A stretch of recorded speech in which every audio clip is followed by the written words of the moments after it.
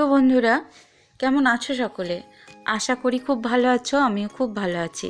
আমার আরও একটি নতুন ব্লগে তোমাদেরকে অনেক অনেক স্বাগত জানাই। যদিও ব্লগটা তোমাদের কাছে নতুন, তবু আমার কাছে ব্লগটা পুরনো, কারণ এটাও আমি আগের সপ্তাহের গত সপ্তাহের ব্লগই তোমাদের সাথে আজকে শেয়ার করছি। তবে আজকের ব্লগটাই হবে গত সপ্তাহের শেষ ব্লগ। কাল থেকে আমি আবার নতুন ব্লগ কন্টিনিউ করব। তোমাদেরকে বলেছিলাম যে এখন সিঁদুর পরীক্ষা চলছে, তারপর আমাদের একটু ওয়াইফাইয়েরও প্রবলেম হচ্ছিল, যার জন্য আমি নতুন করে ভিডিও করতে পারছিলাম না, অনেক রকম অসুবিধা হচ্ছিল। যাক, সেগুলো মোটামুটি মিটেছে। তো তাই ঠিক করলাম যে গতকাল থেকে আমি যে ভিডিওগুলো পোস্ট করব সেগুলো একদম যেমন ডেলি ব্লগ হয়, ডে টু ডে, সেই রকমই। আর আজকের ব্লগটা হবে গত সপ্তাহের শুক্রবারের দিন। তো শুক্রবার সকালবেলা সিধুকে আর স্কুল পাঠায়নি, কারণ ওর সোমবার থেকে পরীক্ষা শুরু হবে বলে, তাই জন্যই।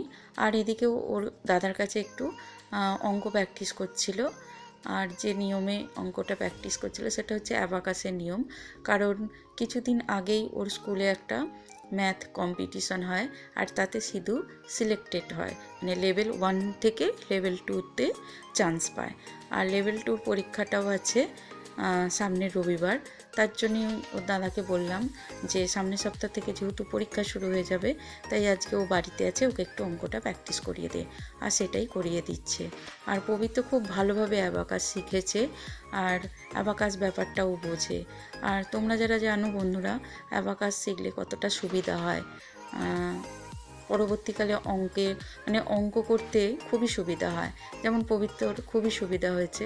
আর আমি সিধুকেও শেখাতে দিয়েছিলাম, কিন্তু ব্যাড লাক সিধুর, যে স্কুলটাতে দিয়েছিলাম সেই স্কুল টিচার আর কি কোনো কারণে সে যে শেখাতে আসছিল আর শেখাতে আসতে পারছে না, তাই জন্য স্কুলটাই বন্ধ হয়ে যায়, আর অন্য জায়গায় আর দেওয়া হয়নি। তো যাই হোক, পবিত্র যতটা পারে ওকে শেখাচ্ছিল।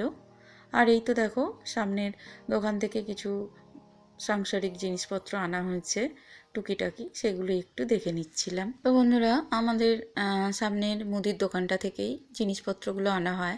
যারা আমার ভিডিও দেখো হয়তো জানবে, আমি আগেও বলেছিলাম। আর এখানে সামনে দোকানে গিয়ে বলে দিলে তারা বাড়িতেই জিনিসপত্রগুলো দিয়ে যায়। আর এটা হচ্ছে সর্ষের তেল। তো সর্ষের তেল আমাদের 1 মাসের একবারে 5 লিটার নিয়ে চলে আসা হয়।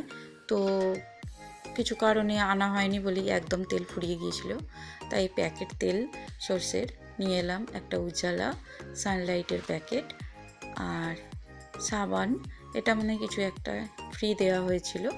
আর এতে ডালচিনি, এলাচ এটা আছে। আর আটা নিয়ে আসা হয়েছে, তেজপাতা, চিনি। তো যাই হোক, ওগুলো একটু দেখে নিলাম ঠিকঠাক আনা হয়েছে কিনা। তারপরে এই তো এখানে রান্না বসিয়ে দিয়েছি।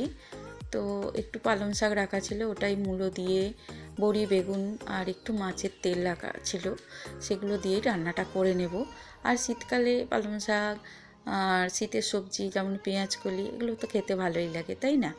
তো পেঁয়াজকালিটা ভাজা হচ্ছে। আমার পেঁয়াজকালির সাথে একটু কড়াইশুঁটি এসব দিয়ে ভাজাটাও ভালো লাগে, কিন্তু কড়াইশুঁটি যেহেতু আমার ছেলে পছন্দ করে না, ওই জন্য আর দিলাম না। আর এদিকে দেখো, আমার আরেকটা রান্না সেটা করেই ফেলেছিলাম আগে, কড়াইশুঁটি দিয়ে ফুলকপি আলু দিয়ে করেছি। তো এটাতে কড়াইশুঁটি দিয়েছি, আবার ওটাতেও দেবো, তাই জন্য আর ওটাই দিইনি। সবার পছন্দেরই খেয়াল রাখতে হবে, তাই না? আর এদিকে কোনো কারণে সিধু না হলে পবিত্র ছাতু খায়নি, তো সেই ছাতুটা রাখা ছিল, তাই ভাবলাম ছাতুটা আমি আজকে খেয়ে নিই। আর মনটা বিশেষ ভালো ছিল না শুক্রবার সেদিনটায়, আর খাওয়ার ইচ্ছাও ছিল না। আর ছাতুটা ছিল, এটা খেতেও অতটা টাইম লাগবে না, পেটটাও ভরে যাবে, তাই ভাবলাম ছাতুটাই খেয়ে নিই। তো ছাতু খেয়ে, আর এদিকে দেখো যে মশলার জায়গাগুলো আছে সেগুলো একটু ক্লিন করে নিচ্ছিলাম, তবে ডিপ ক্লিন করিনি, যা জিনিসপত্র ছিল সেগুলো ভিতরেই আছে, উপর উপর মুছে নিচ্ছিলাম। আর মাঝে মাঝে এটা করে নিলে কি হয় বলো তো, রান্নাঘরে যে আমার যেহেতু চিমনি লাগানো নেই, যে তেল চিটে ভাবটা কিন্তু থাকে না। ডিবেগুলো বা কাঁচের যা যে সমস্ত মশলার জায়গা আছে সমস্তটা ক্লিন থাকে। আর ফ্রিজটাও আমি ক্লিন করে নিচ্ছি, তবে ফ্রিজটাকেও কিন্তু আমি ডিপ ক্লিন করছি না, ও পুরোপুরি পরিষ্কার করে নিচ্ছি। আর রেগুলার যদি এই অল্প করে পরিষ্কার করা যায় না, তাহলে হয়তো ডিপ ক্লিনের দরকার পড়ে না, এমনিতেও ভালো থাকে। বা কাজের যে প্রেশারটা থাকে, ডিপ ক্লিন করতে গেলে যে একটা সময় লাগে বা একটু কষ্ট হয়, তাই না, সেটা কিন্তু হয় না। আর বন্ধুরা দেখবে আমাদের মেয়েদের কী স্বভাব বলো তো, আমাদের যখন কোনো কাজ করতে ইচ্ছে যায় না, তখন যেন কিছুই ভালো লাগে না, কিছুই করা হয় না।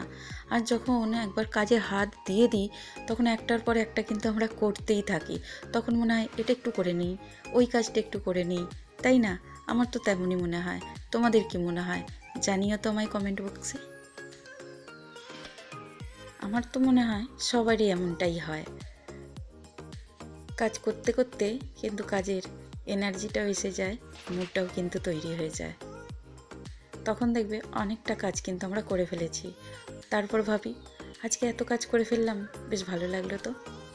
আর যেদিন একদমই ভালো লাগে না, দেখবে কোনো কাজই কিন্তু এনার্জি নিয়ে করা হয়ে ওঠে না। আর এই তো দেখো ওদিকটা করে আবার এদিকে চলে এলাম, বাসনগুলো মাজতেই হবে কারণ রান্না হয়ে গিয়েছিল। আর রান্না করার পর সঙ্গে সঙ্গে আমি গ্যাস পরিষ্কার আর বাসন মাজার কাজটা কিন্তু করে নিই। আর এটা মনে হয় 100-র মধ্যে 90 জন বধূ আছে যারা এটা করেই ফেলে রেখে দেয় না। কাজ ফেলে রাখলে নিজেদেরই করতে হবে, আর পরে সেটা করতে কিন্তু প্রচণ্ড বিরক্তি লাগে, তাই না? তো দেখো এদিকে আবার ওয়াশিং মেশিনে জামা কাপড়গুলোও ছিল, এগুলো কাঁচা হয়ে গিয়েছিল, একটু শুকিয়েও নিয়েছিলাম, মানে জলটা নিংড়ে নিয়েছিলাম। তারপর এগুলোকে আস্তে আস্তে বার করে নিলাম, নিয়ে সোজা গেলাম ছাদে। আর জানো তো শীতকালে একটু ছাদে রোদে থাকতে ভালোই লাগে, কারণ আমাদের নিচের ঘরে একটু রোদের অভাব আছে। ছাদে গেলে বেশ রোদটা এখন মিষ্টি লাগে, ছাদে থাকতে অনেকটা ভালো লাগে। তো আর কি, এই তো জামা কাপড়গুলোকে এবার মেলে দিচ্ছি, আর একটু সাথে রোদের যে মজা সেটাও নিচ্ছি। তো যাই হোক বন্ধুরা, আজকের মতো ব্লগটা তাহলে এখানেই শেষ করলাম। সকলে খুব ভালো থেকো, সুস্থ থেকো। আর হ্যাঁ বন্ধুরা, ভালো লাগলে আজকের ভিডিওটা অবশ্যই একটা লাইক করে দিও, কমেন্ট করে জানিও কেমন লাগলো, চ্যানেলটা সাবস্ক্রাইব করে আমার পাশে থেকো। দেখা হচ্ছে আবারও নতুন আর একটা ব্লগ।